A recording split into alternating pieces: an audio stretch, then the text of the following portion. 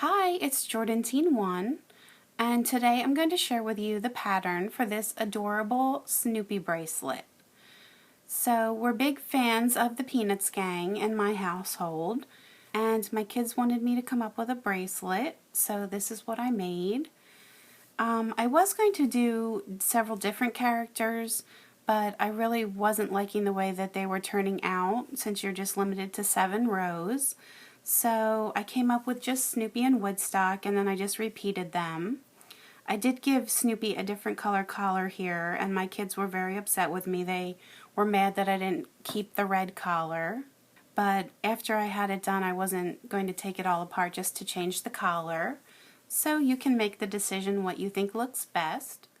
To make this bracelet, you can either use the Alpha Loom or the full-size Rainbow Loom. Now, I made mine on the Alpha Loom, and I do prefer this.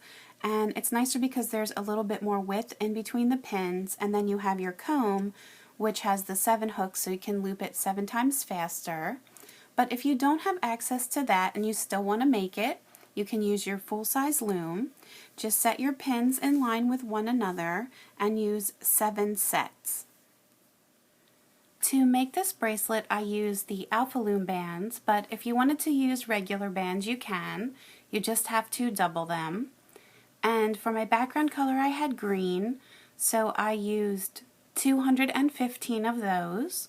I used 62 white, 22 black, 80 yellow, 3 red, and 3 purple for Snoopy's collar, but you can change that color if you wanted.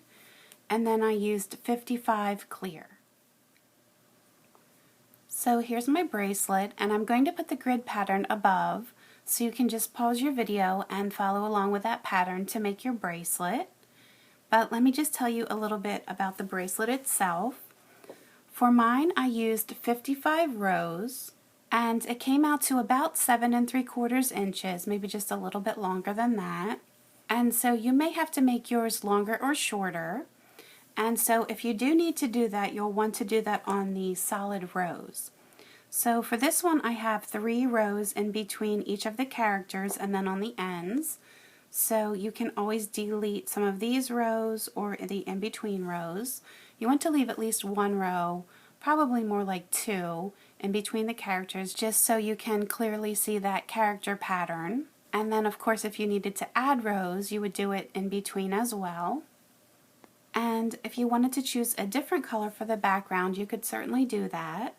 There's a lot of the different colors that I think would look really nice behind Snoopy and Woodstock. And then you could also alternate the colors and make like color blocks. I think that turns out really neat as well. So there's a lot of different options available. I hope that everyone loves their new Snoopy bracelets.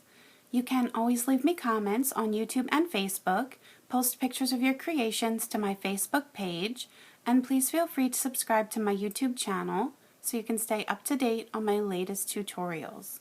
You can also find me on Pinterest and Instagram, so please feel free to subscribe to those as well.